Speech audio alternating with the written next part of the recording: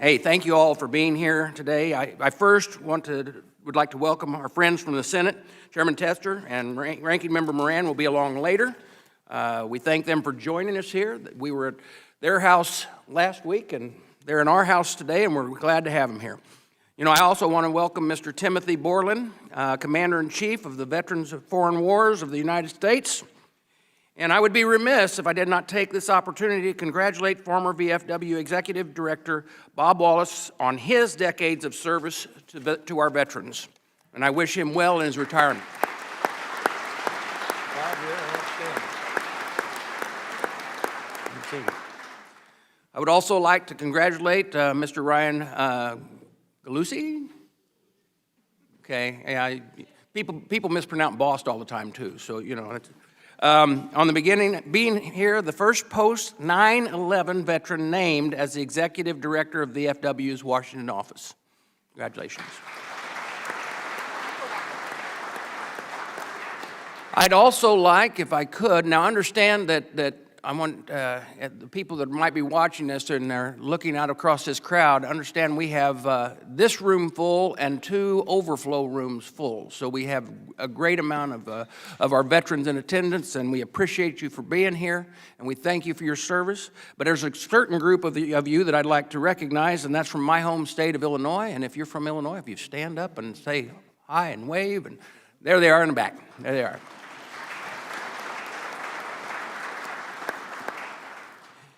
Okay, it's a great honor for me to be here today, serving as the House Committee on Veterans Affairs Chairman. You know, alongside with Ranking Member Takano, we share the same mission of delivering the best care and support to our veterans.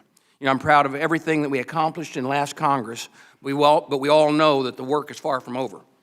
Now, this hearing is an excellent opportunity to learn more about what we can do to improve the lives of our veterans nationwide.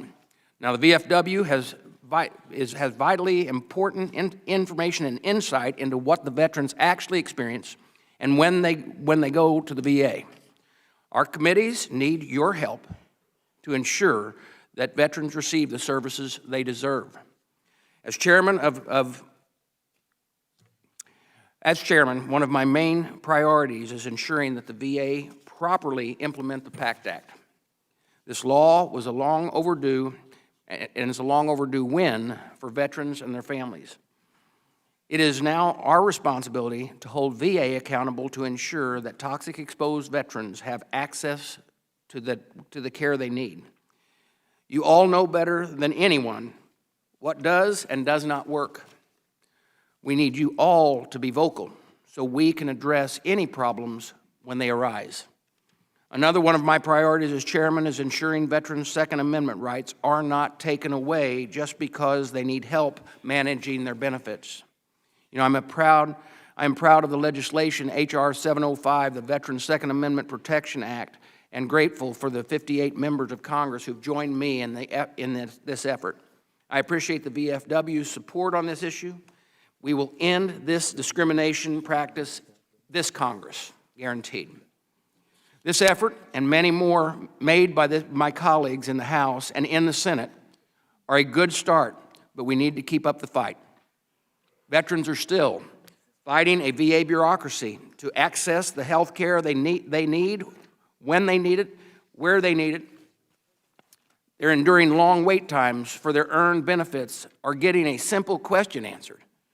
Dealing with underperforming VA employees who don't have the veteran's best interest in mind. And dealing with the impacts of flawed electronic health record system. Now, I am making my commitment to you now that I will work tirelessly in my role as chairman to ensure that we will not stop until every veteran no longer have to fight for benefits that they have already earned for their time in service. You know, this work has always been personal to me, both as a veteran myself and a father and a grandfather of Marines.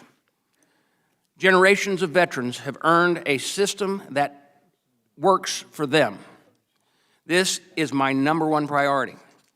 And before I finish, I'd like to recognize the service of one of our staffers who will be departing at the end of this month. Mr. John Towers has been serving veterans and their families for a number of different chairmen and ranking members on both sides of the rotunda. For over 25 years, John has worked, and that's no small feat if you know all the things that he's done, and if you've been around here, and I'm telling you, whether it's House Republicans, House Democrats, Senate Republicans, Senate Democrats, all know the work that John has done. So, John, thank you for your commitment to the men and women who've served, and congratulations on a job well done. Your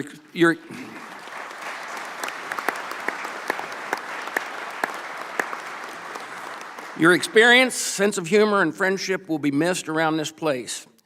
Now, just so you know, it's too bad that Senator Moran isn't here where I can harass him about the fact that he took you away from us just before I took this job. But we'll have to deal with that at a later date. But we do wish you well. But now I would like to yield to Chairman Tester for his opening remarks. Thank you, Chairman Boston. Before I get into my remarks, not that this is John Towers Appreciation Day, but just want to say, John, you're a good man. It's been great to work with you, and thank you. Thank you very much for the work you've done. Good morning, everybody. I want to welcome the national leadership from the Veterans of Foreign Wars, the members here today, and those watching from Montana and around the country. I especially want to welcome the Montana delegation, including Tim Peters and Joe Fletcher, Jack Hawley, Fred Hamilton, Jeff Schlepp. Stand up, folks. Thank you very much.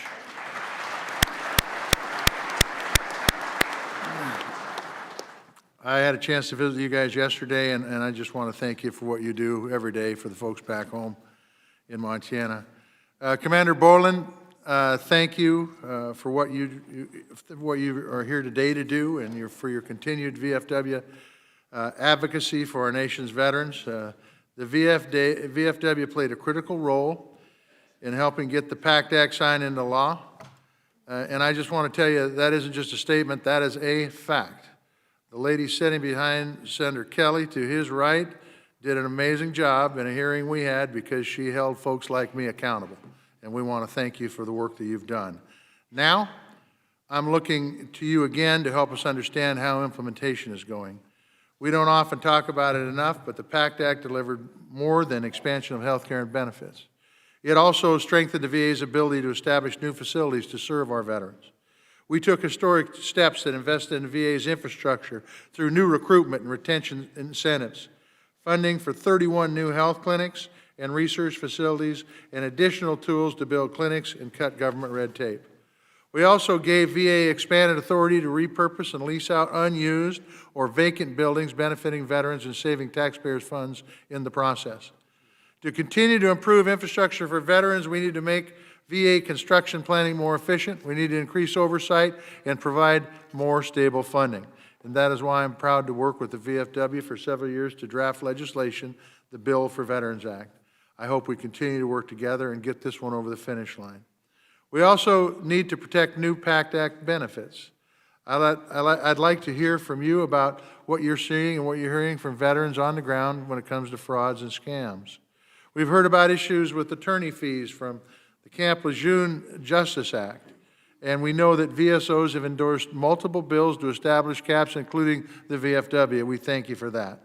And we also don't want to lose sight of claim sharks. VA has been asking us for years to reinstate their ability to go after the people taking a veteran's benefit for their own profit, and I believe we should work together to make that happen. For the veterans here today, thank you for your service. Thank you for your work that you do on behalf of veterans in your states. We look forward to hearing from each of you. With that, I'll turn it back to you, Chairman Boston. Thank you, Chairman. At this time, we would want to recognize Chairman Takano, our Ranking Member Takano. He had to be called away, and to deliver his opening remarks, we recognize Representative Brownman. Thank you, Chairman Boston. I am not Mark Takano, but I am here on his behalf, and it is truly an honor to be here with all of you today. It's great to see all of the VSO members in the room. First and most important question, are there any Californians in the room this morning?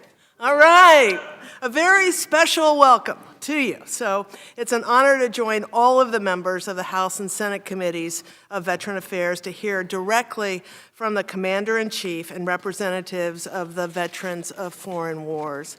I'd also like to welcome the diverse group of organizations we'll hear from on the second panel. It's great to see all of you here as well, and I look forward to hearing about the priorities of Jewish war veterans, Wounded Warrior Project, TAPS, MOA, AMVETS, Gold Star Wives, Military Order of the Purple Heart, BVA, and the National Association of County Veteran Service Officers. I look forward to hearing your testimony today, and I thank you for your continued advocacy and support for the veteran community. The opportunity to hear from our VSO partners is critical to do our work. You all provide much-needed resources and representation for veterans and their families and survivors at all stages of life and service. In addition, your organizations give us much better insight into issues our veterans face and how we can best address them. For example, it was VFW's statement for the record in 2019 that led staff to write the Veterans Access Act, which later became part of the Veterans PACT Act. The new benefit, which went live earlier this year, removes costs from the equation when veterans are at imminent risk of self-harm and allows them to access life-saving care when they need it most, regardless of whether the veteran has ever enrolled or used VA healthcare benefits. Any veteran experiencing a mental health crisis should call 988 and press 1 to speak with a trained professional from the Veterans Crisis Line. I hope you and other VSOs will continue raising concerns with our staff. This is how life-changing legislation comes to fruition. I'd like to continue that track record. I was encouraged to see the overwhelming support the VFW and other VSOs provided last Congress to pass Mr. Takano's bill, the Honoring Our PACT Act, and get it signed into law. Thank you for the tremendous support you provided throughout the process. Getting the PACT Act to President Biden's desk is a testament to the strong advocacy and support from passionate groups like yours. I'd also like to express my thanks to Chairman Tester, Ranking Member Moran, and Chairman Bose for their efforts to work with Mr. Takano on passing this law. Our bipartisan bill expands VA health care to over 3.5 million veterans living with the effects of toxic exposure. Our bill removes the burden of proof, which for too long has prevented toxic-exposed veterans from accessing the care and benefits they need to treat their rare conditions. In total, the PACT Act establishes a presumption of service connection for 23 respiratory illnesses and cancer. Blue Water Navy veterans waited more than 40 years for benefits related to Agent Orange exposure because of Congress's piecemeal solutions. We were not going to let this happen again. Thanks to our efforts last Congress, we kept our promise. Now the hard work begins, and I look forward to continuing to work with my colleagues to make sure this transformational law is implemented effectively. In the last Congress, together we secured several important wins for veterans, including, as already mentioned, passing the landmark PACT Act, and in addition, passing the Veteran Auto and Education Improvement Act, the Military Sexual Trauma Claims Coordination Act, the Remote Act, the Thrive Act, and the Sergeant Ketchum Rural Veterans Mental Health Act. We were also able to wrap up the 117th Congress with packages of veterans legislation, including the Strong Veterans Act and the Cleland Dole Memorial Veterans Benefits and Healthcare Improvement Act. I am very proud of these accomplishments, but we need to build on these achievements and continue our fight for better healthcare and benefits in this Congress and beyond.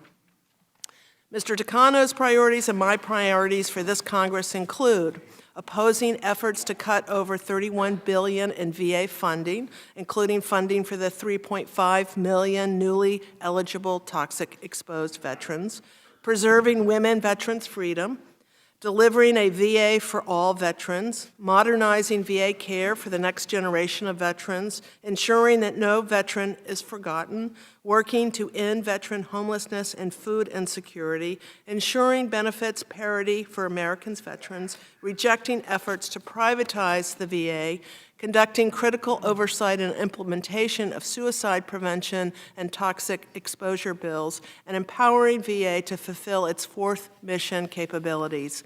These are big goals, but I know that with your support and insight here today, along with the support of the Biden-Harris administration, we will be able to achieve these goals and fulfill the sacred promises we made to our nation's veterans. However, I'm deeply concerned by the budget proposals from the new Republican House majority and what it will mean for all of the accomplishments I just mentioned.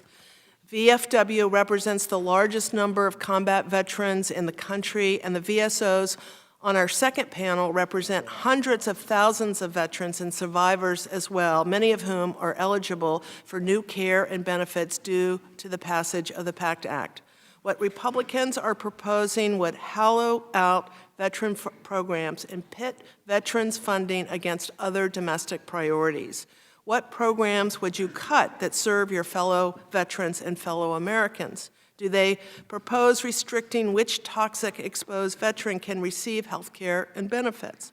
Should disabled veterans see fewer benefits? I've asked my Republican colleagues what they think should be on the chopping block in order to return VA to fiscal year 2022 budget levels and effectively cut $31 billion from VA's budget, but they don't seem too keen to answer. Maybe you can ask them. I think millions of Americans will be interested in hearing their response. I thank you, and I yield back. Thank you, Ms. Brandon. At this time, I'd like to recognize Mr. Gallucci to introduce the individuals on the panel. Thank you, Mr. Chairman. Members of the Senate and House Veterans Affairs Committees, I'm honored to have the privilege of introducing the national officers of the VFW and our auxiliary. Mr. Chairman, please allow me to ask those to be introduced to stand and remain standing, and I wish to request our comrades from the VFW in the audience to hold its applause until all have been introduced.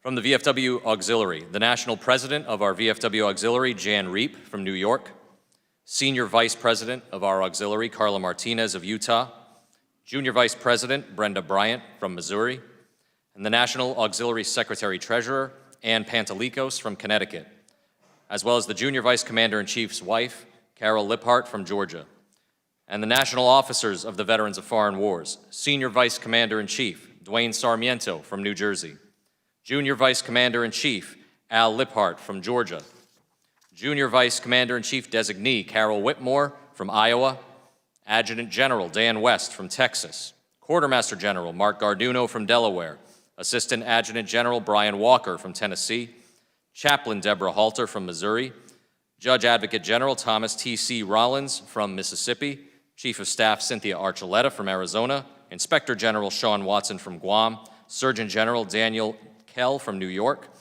Supreme Commander of the Military Order of the Cootie, Dwight Hora from South Carolina, Chairman of our Legislative Committee, Deborah Johnson from California, Director, VFW National Legislative Service, Patrick M. Murray from Rhode Island, and Director, VFW National Veterans Service, Michael Figlioli from Massachusetts. I would further also like to recognize the 9th class of VFW SVA Legislative Fellows, the VFW Women Veterans Committee, and our past Commanders-in-Chief who are with us today. Thank you, Mr. Chairman.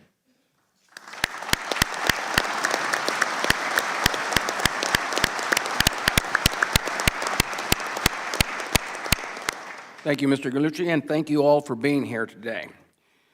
Now, at this time, I would like to turn this over to Senator Mark Kelly, who is a fellow Arizonan VFW member, to introduce Commander Borland to the committee. Thank you, Mr. Chairman. It's a great honor for me to introduce a distinguished guest and great Arizonan, Commander-in-Chief of the Veterans of Foreign Wars, Mr. Tim Borland. Tim's an Army guy. I'm not going to hold that against him. Enlisting in 1979. Tim served in the Army's military intelligence branch and was stationed all around the world, and his last assignment was with the 101st Airborne Division. My dad was in the 82nd. Still good. Still good. And he served in Iraq from 2005 to 2006. And then Tim returned home to Arizona and retired at the rank of First Sergeant in June of 2007. And in recognition of his exemplary service, he received numerous decorations, including 4 Meritorious Service Medals, 4 Army Commendation Medals, the Iraq Campaign Medal, and 4 Overseas Service Ribbons. Like a lot of Arizona veterans, myself included, service runs in his blood. Tim is 4th generation retired Army. That's significant, retired Army, 4th generation. His great-grandfather served in World War I, his grandfather served in World War II, and both his mom and dad served in the Army for 20 years. Now Tim's own kids, Levi, Jonathan, and Lee, they're all serving as well. Tim became a VFW member at Post 9972 in Arizona, where he lives with his wife Shannon. He was an All-American Post District and Department Commander, and he served on the National Council of Administration. In July, Tim was elected as the VFW's 114th Commander-in-Chief, becoming the first Iraq War vet to lead our nation's most established combat veterans organization. And Tim has urged the VFW to embrace new generations of veterans while ensuring that veterans of past conflicts are not left behind, ensuring that every veteran counts. To my colleagues in both the Senate and the House Veterans Affairs Committees, it's my honor to introduce the VFW's Commander-in-Chief, Mr. Tim Borland.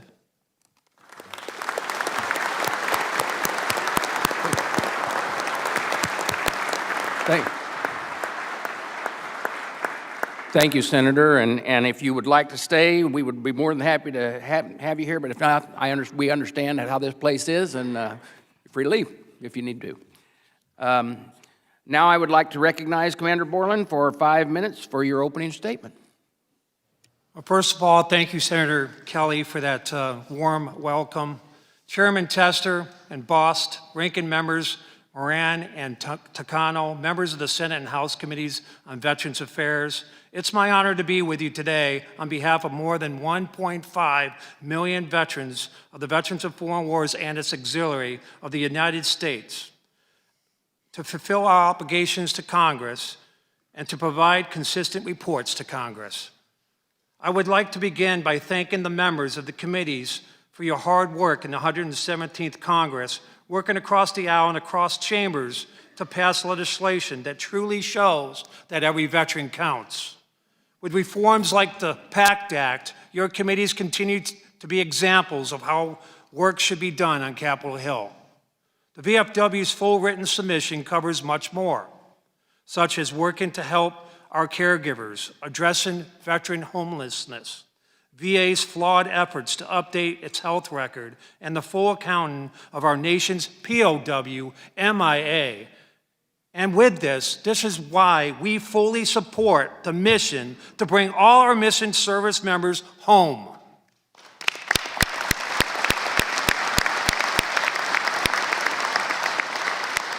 At this joint hearing last year, the VFW called upon Congress to pass the PACT Act, the most comprehensive toxic exposure legislation in American history. It was the honor of a lifetime to be able to represent the VFW when this historic legislation was signed into law. All across the country, VFW service officers are assisting veterans with their PACT Act claims and have already seen conditions approved and rated. VA has moved aggressively to process PACT Act claims with more than 100,000 of these claims already rated, one of which is my own.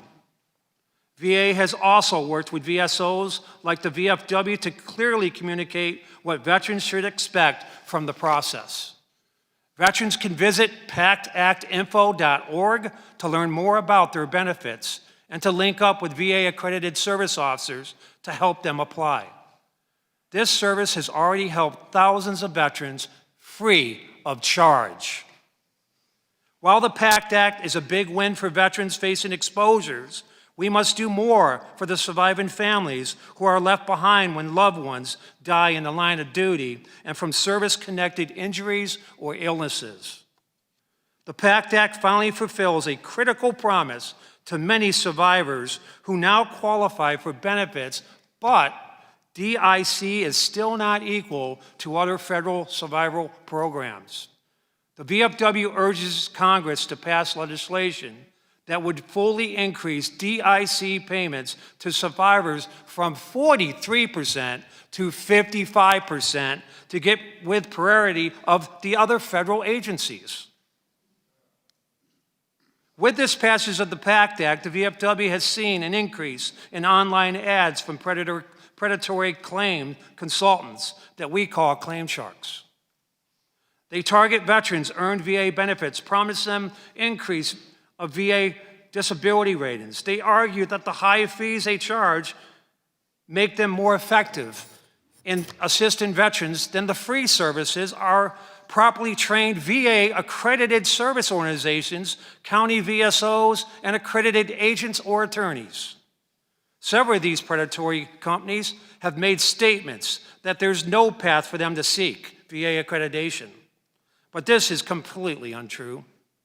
There are no restrictions for these consultants to become VA accredited, but they refuse to do so because they will no longer be able to charge such outrageous fees.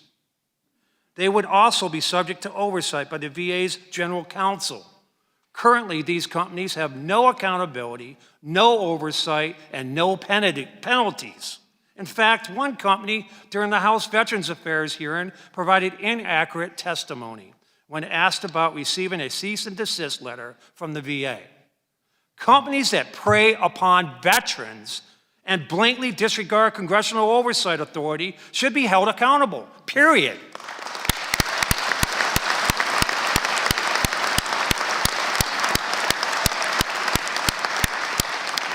This is why we strongly urge the passage of the Guard VA Benefits Act.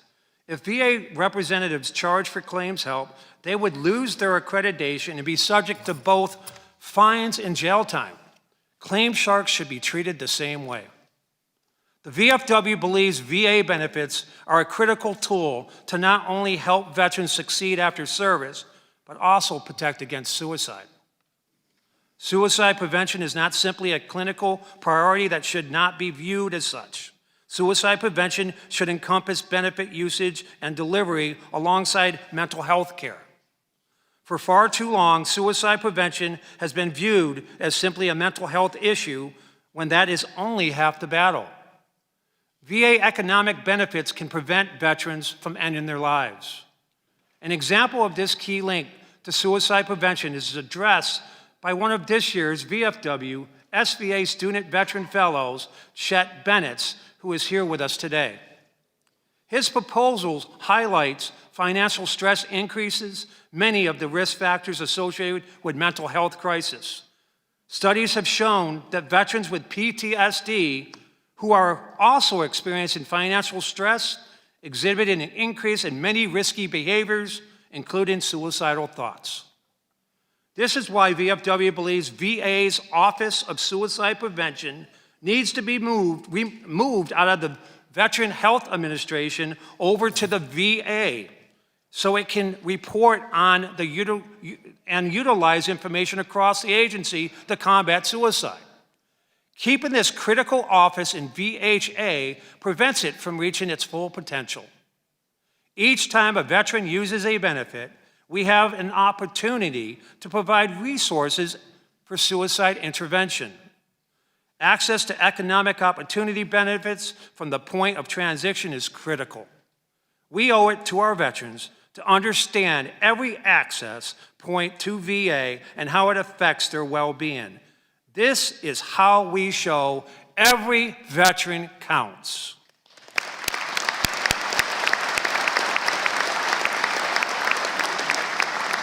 The VFW also believes there is significant value when accredited representatives are part of the Military Transition Assistance Program, TAP. We would like to see these representatives offered the chance to facilitate course materials that cover VA benefits and services. Service members have a very slim window, usually 3 to 6 months before separation, in which they are eligible to file VA disability benefits through the benefits delivery at discharge, also called our BDD. Accredited representatives would not only be able to highlight the program, but also help service members file claims as soon as possible, which is something that VA employees and contract briefers just can't do. VFW's BDD program currently supports transition service members at 20 military installations, and we need more. Overseas, they need them. Service members who use resources like BDD representatives face fewer hurdles during transition. Senior military leaders understand this. For example, general officers and senior non-commissioned officers frequently reach out to the VFW for more in-depth knowledge on VA benefits process. If our military leaders see this as a priority, then VA should make it a priority for everyone leaving the military. The VFW insists accredited representatives are incorporated into the transition assistance program at every base possible to ensure separating service members have the ability to access their care and benefits as soon as they take off their uniform for the last time. And some of those veterans who finally depart the service do so involuntarily through medical discharges due to wounds received on the battlefield. For nearly 2 decades, these veterans and many other retirees have waited for Congress to end the long-standing unjust practice of offsetting DOD retirement and VA disability pay. Scores of veterans are required to forfeit all or part of one benefit, even though they are earned for entirely 2 different reasons. Though I recently called on the White House and Congress to push for full concurrent receipt for all military retirees, the VFW's first priority is to serve these injustice for medical retirees through the Major Richard Starr Act. Major Richard Starr was forced to medically retire after he was diagnosed with cancer in 2018. He and his wife Tanya became strong advocates for concurrent receipt for the medical retirees, and the VFW was proud to work alongside him. Unfortunately, in 2021, he died before he could see Congress fix this injustice. We will not wait any longer. We thank Chairman Tester and Senator Crapo for reintroducing this critical legislation. We need to get this passed because every veteran counts.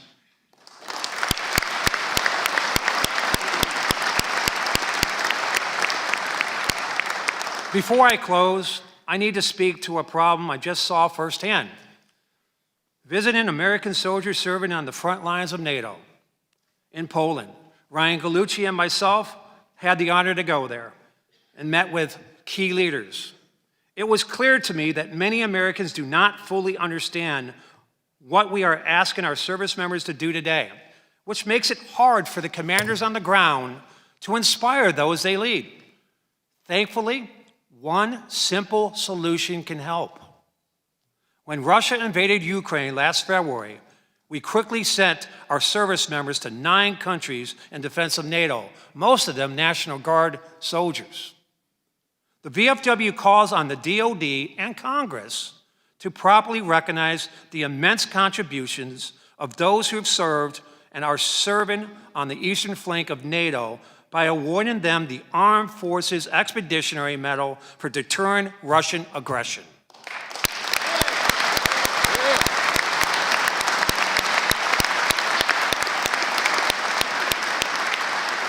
Chairman Tester and Bost, ranking members Moran and Takano, and other distinguished members of these committees speaking for all members of the Veterans of Foreign Wars and its auxiliary, and on behalf of the millions of service members, veterans, and their families around the world, I would like to thank you for your time and attention to these critical issues. I will conclude with my call to action and remind everybody that we must meet the challenge to take care of these critical issues for those we represent, because every veteran counts.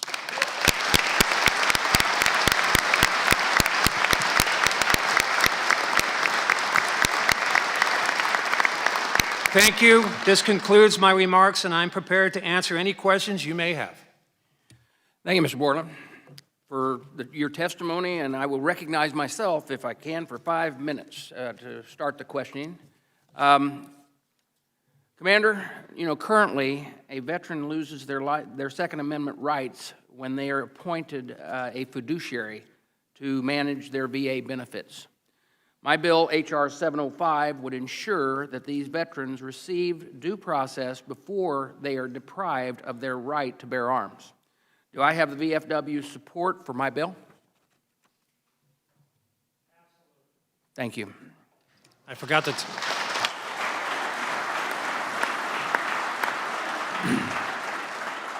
Commander, some individuals are helping veterans with their claims without being accredited by VA. You brought that up in your testimony. What is the VFW's position on these individuals and their fees that the veterans are being charged? Well, first of all, we believe that accredited service officers should be doing our claims with veterans that have served our country in defense. They are properly accredited to do the claims for free. The claim sharks that we're dealing with right now took advantage during the COVID crisis, unfortunately, the last 2.5, 3 years. The VAs were closed down. Veterans were unable to go see their health providers.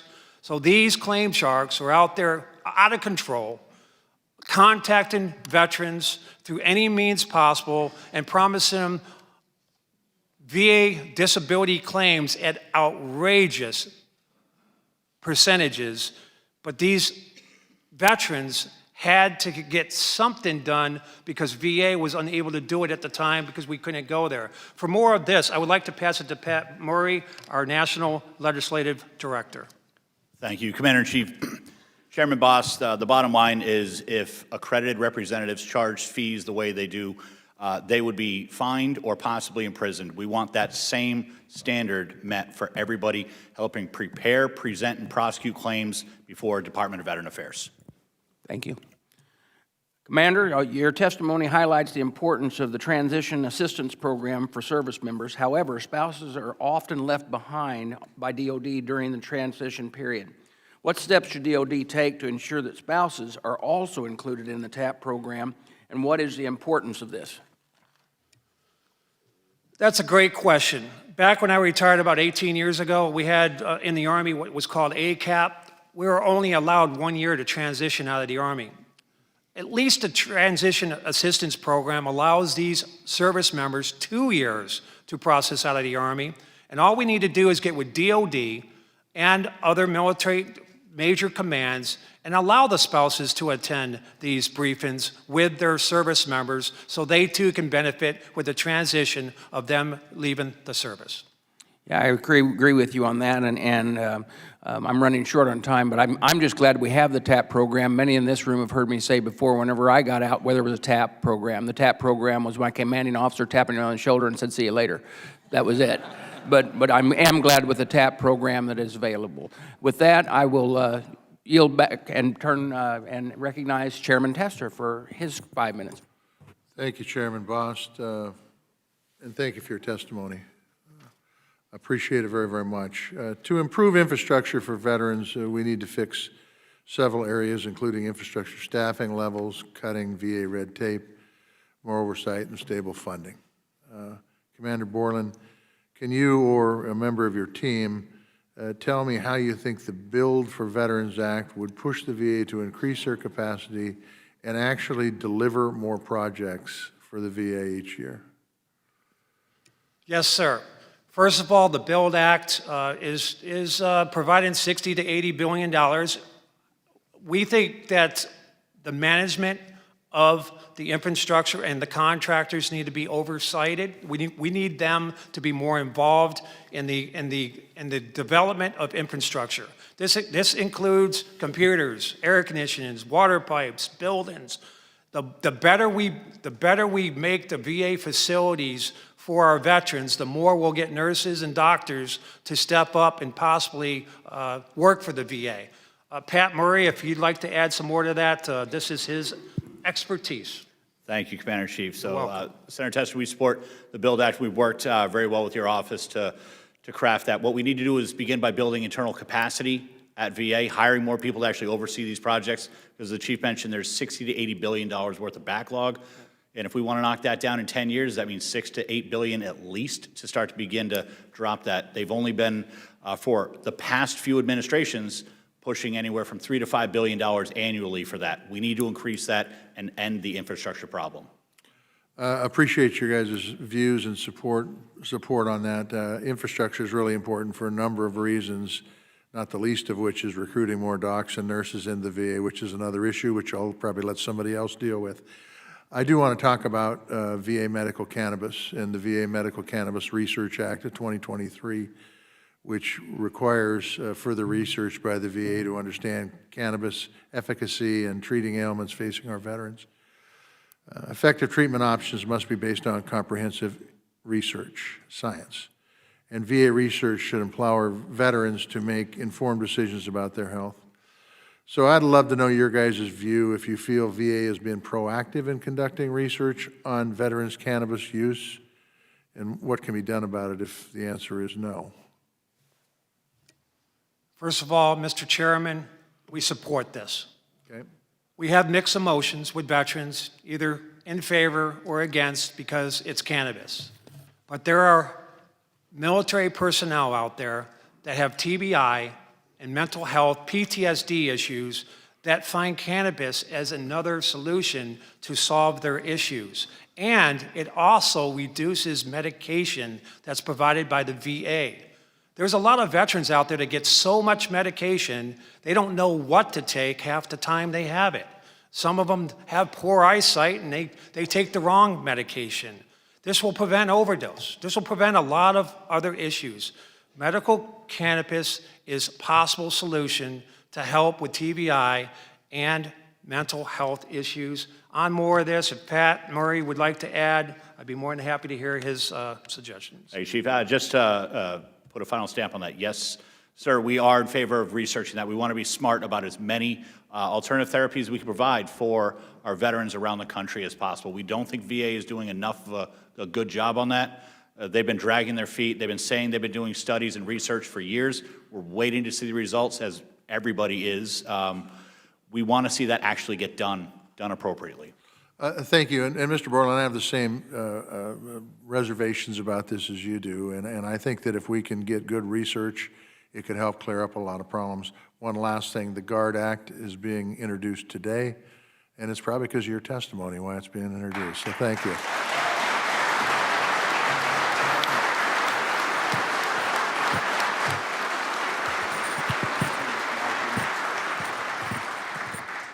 Ms. Brownlee, you're recognized for the questions. Thank you, Mr. Chairman.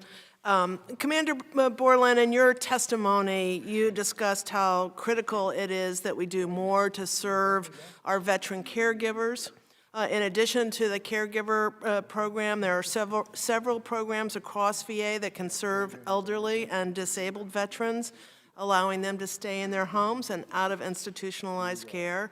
My Elizabeth Dole Home and Community-Based Services for Veterans and Caregiver Act will expand these programs and coordinate handoffs from the caregiver program. For example, the Veterans Directed Care Program would serve the same veterans and caregivers trying to access the caregiver program today. Can you explain a bit more why it's important that we expand these homes and these home and community-based programs and services? First of all, I'd like to tell you the VFW does support your bill. Thank you. We are definitely looking out for the care providers that take care of our veterans, and we do understand that we need more care providers at home. It's easier for the veterans, especially if they're handicapped. It's just better to be home than to be out of home in a hospital with strangers or in vet centers that are overflowing. Some vet centers are not just overflowing, but there's shortage on nurses and doctors because since ever COVID's happened, there's a shortage. For more of this, I would love to pass this off to Mike Figlioli. He's our members, veterans director. Mike, can you share a little bit more about the caregiver program? Thank you, Commander-in-Chief. Yes, sir, we certainly support that act. We are aware of, as the Commander-in-Chief said, that there are a number of facilities that are backlogged, that have access issues to allow veterans in. The capacity is high. We also understand that there's a shortage of doctors and nurses that are available at this moment because others have moved on to the private sector for more lucrative employment. So we are eager to see that we have more facilities. Years ago, VA used to run domiciliaries, which was a popular issue. Now it's been outsourced a bit to other facilities because of, again, capacity issues. The veteran deserves the care where they're at. The veteran deserves first-class quality care at all times. And if that means providing that care in their home, then we owe it to that veteran to do so. Well, thank you very much for that. And I would just add that I think our biggest challenge in terms of moving this bill forward, there's broad-based support for the bill. The problem is how CBO is scoring the bill. So I think what we have to kind of get across is this is really sort of win-win. We know that health outcomes are better when a veteran or anyone is cared for at home versus institutionalized care. And we also know that it costs less than institutionalized care. So we've got to get those points across because it really is what we do want. We would love to save some money to reinvest in other programs, but most importantly, we want the best health outcomes for our veterans, and this is the way to achieve that. So I will look forward to working with you on this bill to see it through this Congress. Thank you very much, and I yield back. Thank you, Representative Browning. Representative Van Dorn. Thank you all for coming. I appreciate it greatly. I am a lifetime member of the Veterans of Foreign Wars, and I go to Post 1530 in La Crosse, Wisconsin. I'm telling you, I'm very proud of you. I know it takes a while to get out here, and it can be a hassle, but I'm very proud of you for coming out here. Now, Commander, unfortunately, several of my fellow veterans from Wisconsin came to my office yesterday, so I need an address to submit an invoice for the beer they drank. I'll be that to you. It's Borland, right? Got that. Hey, listen, I've been honored to be given the privilege of chairing a subcommittee that's responsible for the transition from being a active duty service member to a veteran homelessness, and also education. And so, Commander, I just want to ask you something about the Vet Tech program, the pilot program. Are you familiar with this? It is a program that was established in 2019, and it provides veterans with the opportunity to use GI Bill style benefits to participate in short-term training for IT jobs. The program has been very successful with a graduation rate of 84% and an average salary of over $65,000. So, Commander, have you received any feedback concerning this program? I'm sure Pat Murray has, our National Legislative Director. I would like to pass that to him since I don't know much about that act. Very well, thank you. Congressman, the Vet Tech program is a fantastic program. Okay. Some additional resources were provided to it last Congress to make sure that additional students were able to utilize the program. It gets them back to high-paying, in-demand jobs, and it allows them to get those jobs, start paying more money back into our system through taxes. So veterans employed paying back into the system with in-demand jobs is a critically important thing. We would love to expand that program as large as possible. Roger that. I'll tell you what, just for your knowledge, thank you very much for that, Mr. Murray. My number one legislative priority on the subcommittee is the transition from active duty to veterans. And the reason being is that people don't understand, man. You know, you're a veteran or you're an active duty service member Monday and Tuesday, you're a vet. And in that 24-hour period of time, you lose your mission, you lose your focus, you lose your uniform, you lose your identity. I told this to the guys the other day, it's twice the husband, half the paycheck. And it's very stressful, and that's when our men and women unfortunately choose often to end their lives. So I want you to know that the members of this committee, and on my subcommittee in particular, are working diligently every day because you have built this nation, and we are free because of your service. So God bless you all. Thank you so much for coming.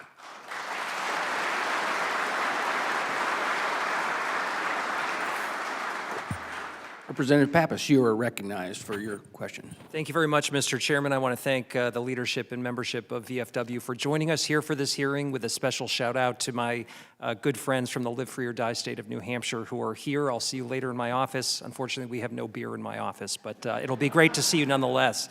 I always learn a lot from those conversations, and it was from conversations with veterans in New Hampshire and with VFW that I heard about this issue of claim sharks. And I think you appropriately talked about what these people do, taking advantage of veterans, these unaccredited actors. It's probably a too polite way to refer to what these folks do out there, but we're going to hold them accountable and pass some legislation on it. So I'm proud that we were able to reintroduce this bill in the House. I want to commend Representative Radewagen for working with me on this issue. And again, this would reinstate criminal penalties for these unaccredited claim representatives who are charging exorbitant fees in some cases while assisting veterans with filing a claim for disability compensation benefits.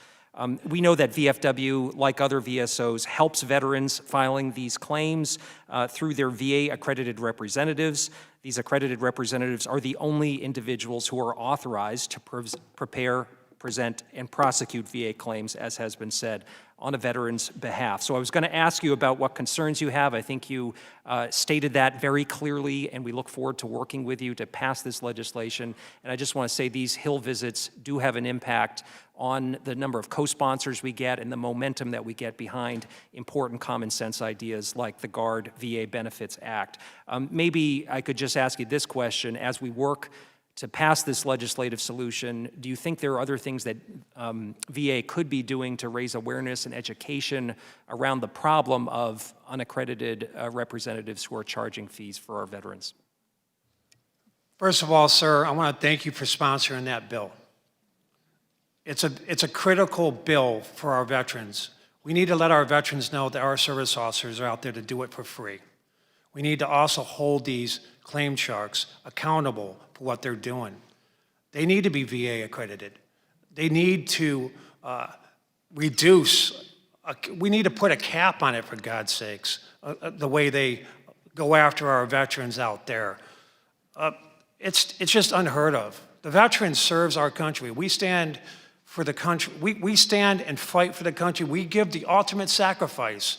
The veteran should be taken care of by properly trained, accredited service officers, and we got that right here on the Hill with the Veteran Military National Service, Veteran Services, Mike Figlioli, who can add more to this. Thank you, Commander-in-Chief. Thank you, Mr. Representative. We have worked very diligently to educate not only our membership about claim sharks, but the public. We have also reached out to other government agencies. We've worked with the Association of Attorneys General, the Consumer Finance Protection Bureau. Something has got to be done to raise these people in because, as the Commander-in-Chief said, they are out of control. They have not one modicum of the amount of training or knowledge that our professionally trained accredited representatives that serve not only here in the United States but across the world provide that service for free. Last year, the VFW Accredited Service Program recovered $11.2 billion for our veterans, and not one dime went to our organization. That needs to be heard.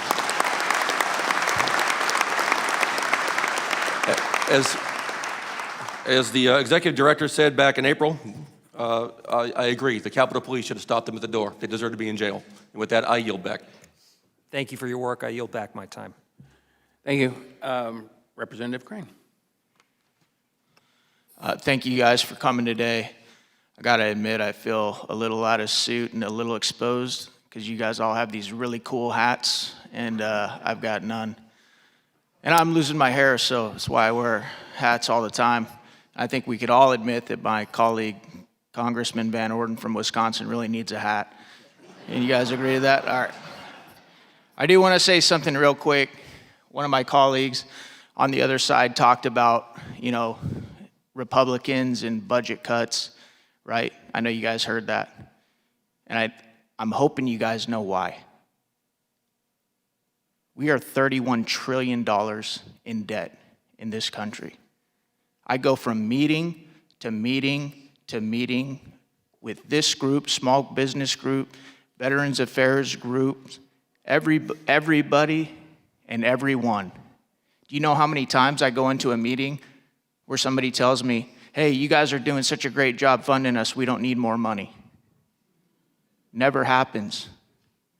I'm looking at brothers and sisters in this room. Many of you guys don't know my bio. I dropped out of college my senior year in Arizona, and I joined the Navy the week after 9/11. Went to the SEAL teams. Okay, then when I got done with that, me and my wife started a small business, a veteran-owned small business, where we made our products in the USA, and we hired as many veterans as we could, and we worked with as many veteran nonprofits as we could as well, because I needed a mission like many of you do when you got out. Okay, so when you hear that Republicans are looking to make budget cuts, it's not because we don't love you. My God, I love each and every one of you because I know what you've been through.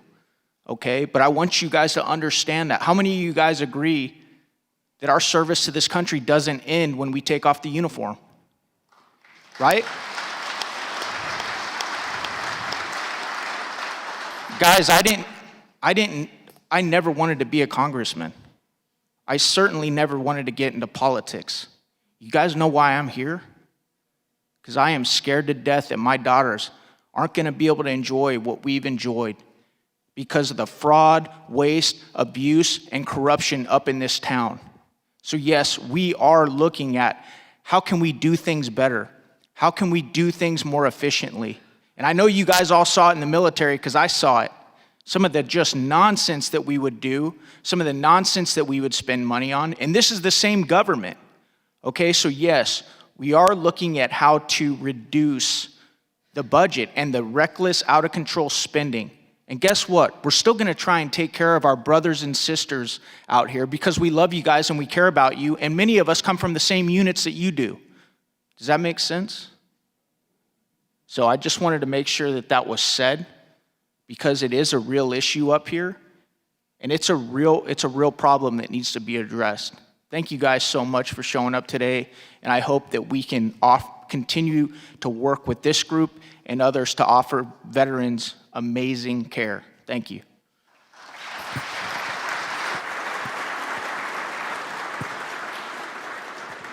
Representative Ramirez, you're recognized. Thank you, Chairman. Good morning. I first want to say thank you to Commander Borland and to the veterans of foreign wars, the hardworking men and women who are here today, and you represent thousands and thousands across the country. I said last week in hearing that I've had the honor and opportunity for about 13 years before I went into policy work to run a social service agency working with people experiencing homelessness. And it was at that really young age when I started as a mail lady before I became the director there many years later that I was shocked to see the number of veterans that walked into that shelter, needing housing, needing access to mental health services, needing jobs, and certainly looking to be able to identify ways to be able to live in society supported and loved. And yet, this is the reality for so many of them. So I just want to deeply express my gratitude to everything that you do. We should recognize that we have a moral obligation to support and care for those who have served our country, and we have to continue to empower our veterans to live high quality, dignified lives. Am I right? So, as the VA continues to become a provider of choice for women veterans, the VA must ensure that women veterans have access to healthcare settings that support appropriate care, especially for those recovering from military sexual trauma or interpersonal violence. The VA must promote its Stop Harassment and White Ribbon campaigns to eliminate sexual assault and harassment at all VA facilities and promote strategies for recovery. Systems for processing MST-related claims need to be reformed. That includes knowledgeable and sensitive staff for resolving discrepancies in the approval of claims for residual effects and MST compared with other assault or PTSD claims. Commander Borland, national data reveal that about 1 in 3 women and 1 in 50 men have responded yes when asked if they've experienced military sexual trauma or MST. What do you think are some steps that Congress can take to ensure that service members with MST claims are handled respectfully by the VA? Well, first of all, thank you for your concerns about women's health and women's concerns. My mom served 20 years in the United States Army. I used to get picked on all the time in high school about my mom wearing combat boots. I go, that's right, she wears combat boots. And I loved my mom very much for what she did with her service. I have seen, as a leader in the United States Army after 28 years of sexual harassment, especially deployed soldiers overseas. There is a perfect person on this panel right now that is near and dear to her heart. I picked Deborah Johnson out of California to be my legislative chairman because she runs a homeless home in California, Bakersfield, California. I would like Deborah to respond to this question. Deborah? Thank you. So kind of like we're talking about two issues that we're paralleling side by side. One of them is military sexual trauma with women veterans and homelessness, which often goes hand in hand. How we can approach that with women is we have to increase awareness and education. We know with the passage of the Deborah Sampson Act that there's been a lot of changes that have been made, including the formation of the Women Veterans Call Center. But if you ask any female in this room how many of them knew that there is a Women Veterans Call Center, not one person during this conference knew about it until I talked to them about it. So we have got to do a better way to let women veterans be aware that the VA is taking our concerns seriously. Whether it is our health care, whether it is issues with military sexual trauma and mental health, if we do not do a better job getting out and reaching out to the women who are both enrolled in VA health care and those not enrolled in VA health care, we are going to see this issue perpetuate. So we want Congress to be held accountable, the VA to be held accountable, to teach us, to educate us, to get to community-based veteran service organizations in the places that we frequent every single day to give us the information that we need, the security that is needed, and the compassion that is needed to care for us. Thank you. I yield back. Thank you. Representative Miller Meeks, you are recognized for 3 minutes. Thank you, Mr. Chair. I thank all of our organizations, witnesses that are here today. And then as a 24-year Army veteran, I just want to say thank you to our Iowa people are here. I see the Whitmores in the audience. My husband served in the same reserve unit with Patty Whitmore. And I also want to specifically thank Patty for all of her unrelenting advocacy and advancement for women veterans. So thank you very much. I have concerns about the PACT Act, not from the standpoint of how we treat our veterans, but from things that veterans in my district and veterans across the nation are concerned about. And so I would just ask our panel briefly, do you all consider a telehealth visit the same or synonymous with an in-person visit? If you could just yes or no throughout. Okay.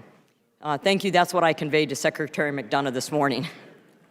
And to separate out that data so we have that data on wait times, whether the visit's a telehealth visit or an in-person visit. And part of that's an age-related thing as well, but as a doctor, I can tell you that people have different and mixed feelings about it. Can you describe to me, what your thoughts are as we implement the PACT Act? So this are going to be a lot of people now newly eligible for care at the VA. And we have, as I think Chairman Boss mentioned in his opening statement, we still have ongoing issues after a decade with the implementation of electronic health records. So your thoughts on your experience, your members' experience with electronic health records, and are we doing enough? Should we do more? Thank you. First of all, the PACT Act is being implemented in the VA, and they're doing an outstanding job. As you heard in my testimony, over 100,000 claims have already been rated. One of them were mine. Now, as far as the health records go, it's an old system. They need to get on board like the military. We need to get an update system on these health records. And to add more value to this, I am going to call upon our brand new, as of March 1st, Executive Director of the DC office, Ryan Gallucci. Thank you, Comrade Commander-in-Chief. And really with the electronic health record, our recommendation is that VA needs to take its governance of this program seriously. If you look at why this program has failed, and you look at the parallels with Department of Defense is 75% deployed across the force. The Commander-in-Chief and I recently sat down with clinicians both at Landstuhl and in Vicenza, Italy, who have been through the MHS Genesis transition stateside and are about to go through it when they deploy it overseas. They know what to anticipate. There is strong governance over DoD's process. And frankly, I'm tired of the excuses that are saying, well, the VA care system is so different from DoD. I'm sorry, DoD is about military readiness. I need to reclaim my time, but thank you. And if the witnesses could submit in writing if they are experiencing difficulties with people trying to apply for benefits. And with that, I yield back. Representative Luio, you're recognized for 3 minutes. Thank you, Mr. Chairman. This VFW member is proud to see you guys here today. Thank you.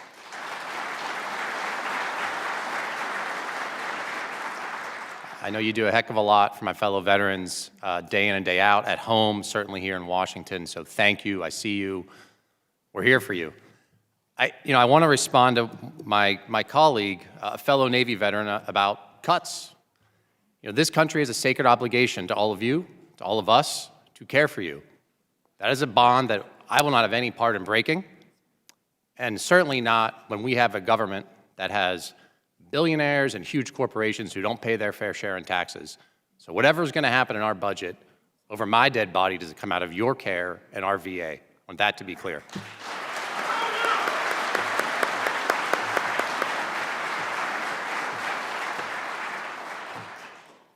Commander, a question for you. Your testimony, you talked about some struggles our fellow veterans have around community care, getting billed from outside providers, difficulties with scheduling. Could you talk a bit about those issues you've heard about? I certainly hear about them from our fellow veterans as well. Thank you for that question. Actually, some issues that we're having is overseas. The Philippines, Korea, Europe. These veterans, when seeking health care, have to take it out of their own pocket and wait on a check to come to them, usually 3 to 6 months, and sometimes still waiting on this check. It's something that we are definitely looking into. We got to fix the problem because our veterans count. We got to help them out. Thank you. Mr. Chairman, I yield back. Dr. Murphy, you're recognized. Thank you, Mr. Chairman. Ladies and gentlemen, thank you for coming today, and most of all, really thank you for your service. I'm very blessed to serve the eastern coast of North Carolina. 1 in 7 of my constituents is a veteran. So it's a big deal for eastern North Carolina. I also have plenty of active duty in Camp Lejeune, Cherry Point, New River Air Station, and a lot of individuals care about you guys. I've been a physician for 30 years and taken care of a lot of veterans, and actually I continue to take care of a lot of veterans. I will tell you, I thought the passage of the PACT Act, and specifically the Camp Lejeune Justice Act, was a great triumph for all veterans. I will say I'm very, very disappointed in the amount of fees that attorneys are going to get because of that. I've had people say they were in South Carolina, Oregon, Manila, and they were seeing ads for attorneys for these things. We're going to try to have to do something about that because it shouldn't be taken out of your pockets and you're paying your medical bills to pay attorneys' fees. I'm sorry, I just feel very strongly about that.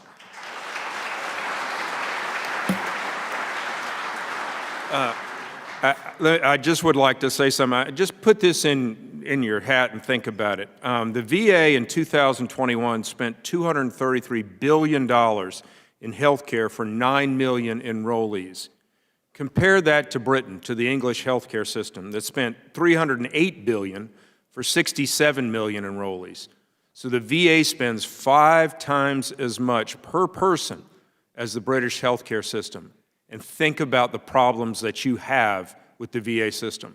You know, I've heard some comments about we want to privatize the VA system. I've worked in private practice medicine for 30 years. There's a hell of a lot the VA can learn from private practice.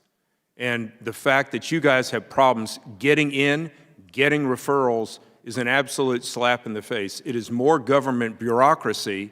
This is the problem where some of our colleagues feel that just throwing more money at something does something better. No, the system and the processes need to change. You don't deserve that. When you need to be seen, you need to be seen. And lastly, I'll end upon this. Since my days in the state legislature, PTSD and TBI and its subsequent link to suicide is has been a great concern of mine. I know that we reach the end of our rope some days with medications and behavioral therapies. I'm a big fan of hyperbaric oxygen. I know in the medical field it is slightly controversial, but I will say this, the VA needs to take that and make sure it is available to veterans when you literally have no other hope. So thank you, Mr. Chairman. I don't have a specific question, just statements. Thank you. I'll yield back. Representative Rattlewagon, you are recognized for 3 minutes.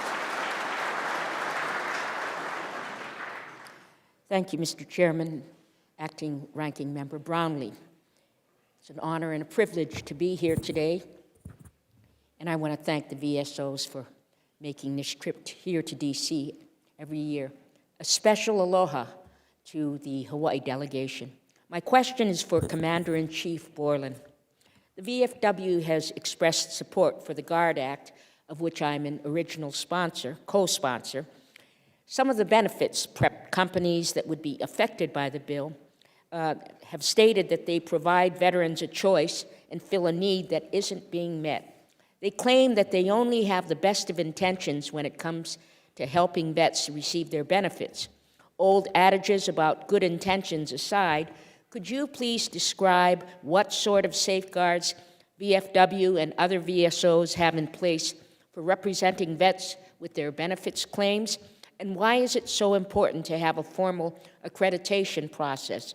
In your opinion, is there anything Congress can do to ensure that there are enough accredited reps to meet the population's needs? Great question. And by the way, thank you for co-sponsoring the GUARD Act. The GUARD Act is near and dear to the veterans of foreign wars. We do not support predatory sharks, claim sharks out there taking money from our veterans. We believe that the accredited service officer that provides free medical care for our veterans is critical. What we would like Congress to do is push this act forward and get it passed. Thank you, Mr. Chairman. I yield back the balance of my time. Thank you.